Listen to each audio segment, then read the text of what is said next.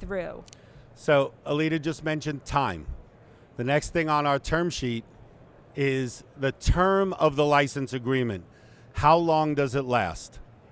When I represent licensors, we want to keep the term controlled, and we don't want to enter into an overly long license agreement because we don't know the value of the property. As we grow this property and we start to get traction, the value of the property could increase significantly. So we have the guarantees and the minimum performance standards, but your property may be in much greater demand 3 years from now than it was at the time you signed the license. But for licensees, you're going to spend the time now getting that shelf space, getting your test orders, developing the market for this product. You don't want the rug pulled out from under you just when you've built it up, and no less lose that shelf space to a competitor. So licensees, very important, always make sure you have a right for renewal. It may have to have certain commitments that are greater. It may come down to a right of first refusal in the future, but you surely don't want the rug pulled out from you when you spend 3 years trying to build this up. So licensees, if you take one thing out of today's conference, make sure that you have a right of renewal in your license agreement, even if that means higher commitments and higher guarantees in the renewal term. Typical deals, by the way, 3-year license, 3-year renewal term. But I've done deals that are 5 years with 5-year renewal terms. I've done one that actually could have been as long as 15 years. But generally right now, most license deals are 3 years, sometimes 2, with a 3-year renewal. And let's talk about how long, being realistic about how long this process takes. So you're talking about attorneys approving your licensing contract. So this is the term sheet that's going to get you into business with your licensee or licensor, whichever side you're sitting on. But you're going to have to take this and get into a longer contract. And that can take time. So if you meet someone here at the show today and you follow up and you decide that you're going to get this term sheet executed in the next 60 to 90 days, so great, by the end of the summer you think you're working on your first deal, and then you're going to get the lawyers involved and they're going to go back and forth on the terms, my lawyer friend here. Those pesky lawyers. And then during the process, you're going to decide if somebody can start sampling that product and getting the production made. And then they need to go out and start selling that product and showing it for sale and putting it in, whether it's their catalog or taking it to a trade show or whatever that is. By the time then that retailer wants to take it and agree to it, to put it on their shelf for a certain time period, guess what? You're talking a year and a half easy if you want to deal with a big size retailer. To get something into e-commerce, you can do it much quicker. But just understand that it takes time to get this done, and you have to allow the process to take the time. But in the meantime, you and that licensee or licensor are going back and forth on a regular basis. The royalty rate, which is the next really important thing, is going to be a percentage that one party is going to charge for the use of their license. Think of it as you're renting somebody your property. What is the percent of that sale that they're going to have to pay? And that has a big range. You could go as low as 2%, you can go as high as 20%. It depends on the product category, it depends on that channel of distribution, it depends who's manufacturing the product. So there's so much that goes into establishing that royalty rate. It goes into that same channel of distribution. A character property might do this, a music property might do that. And it's very important to find out and to do your research and to understand what you should be charging so that you're in a reasonable range. People often ask me, well, what's an average royalty rate? And Alita and I give that same answer. It's like, it could be anywhere from 2% to 20%. It's almost like not even a helpful answer because there's so many variables that go into it. Obviously, the value of the property. A lot of newcomers creating a new licensed property, you'll probably be in that 5 or 6% range. Sometimes you could be up around 10%. Disney and Warner Brothers and those properties are probably getting in that 14, 15, maybe 16%, where the NFL, if you license the NFL, it's a 16% royalty based on the wholesale price of the product. And I've seen some deals go up as high as 20%. I saw for an Under Armour license deal.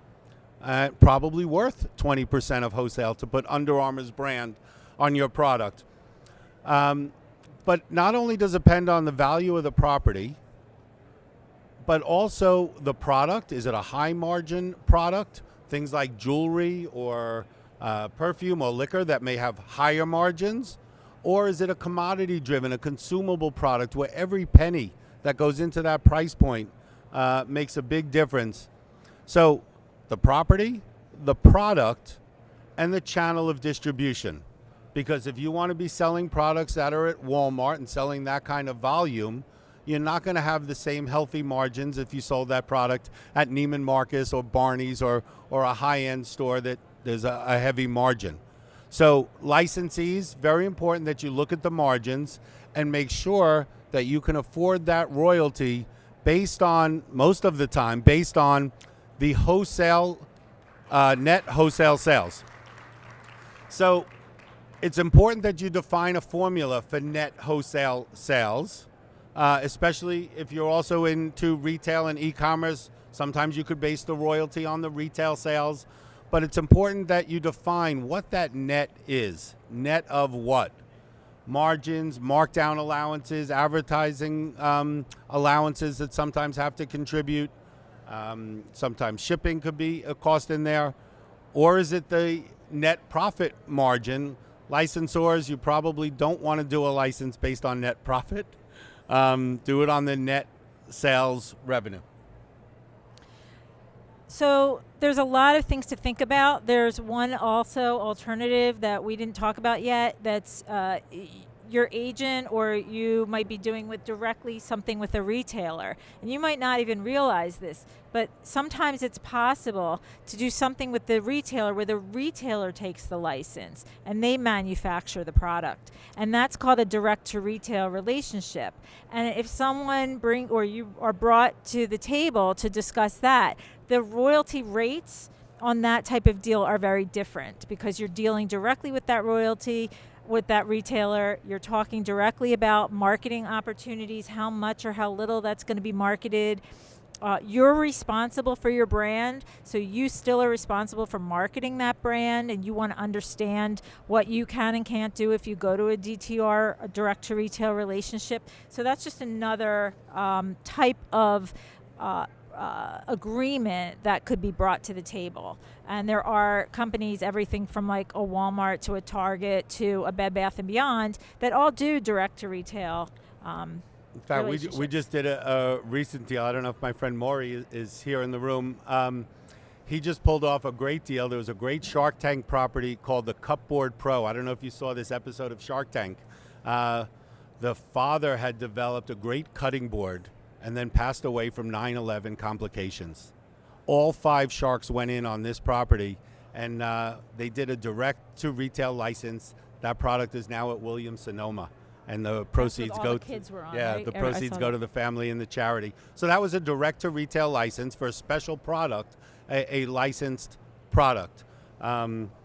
So one other term that's on the slideshow, when we talk about the royalty rate, and I had mentioned channels of distribution, when you sell at Walmart or you sell at TJ Maxx or Burlington in the off-price, or you're selling at department store or specialty.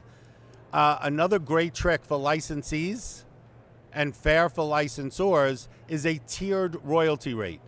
So where the licensee makes more margin, where they can get a greater percentage, they can pay a higher royalty.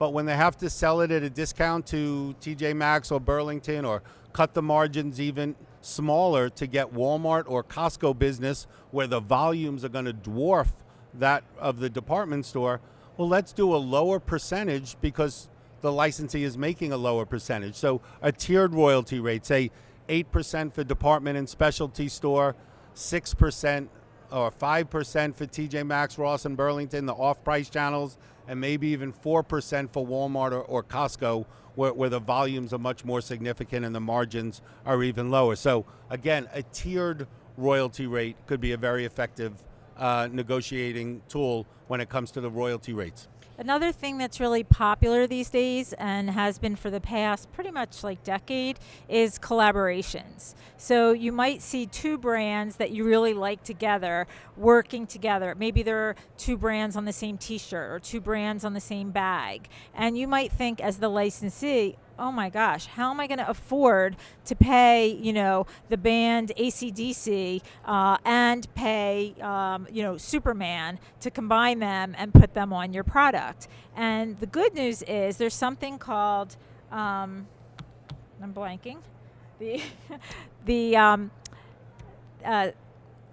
nations. Oh, favorite nations? Favorite nations clause. And in the favorite nations clause, one licensee basically can't get more than the other. So the good news is, let's just say you go out to get those licenses, you're gonna split that, and each license that you're taking in the collaboration they're each going to pay. You're going to pay them each half, and they'll agree on that. And that's something that's pretty standard in the collaborations. And you need to know that because you might be thinking about, wow, how cool would it be to put two brands on this. Whatever it is that you're making, your placemat or your bag or your t-shirt. And so this most favored nations clause exists.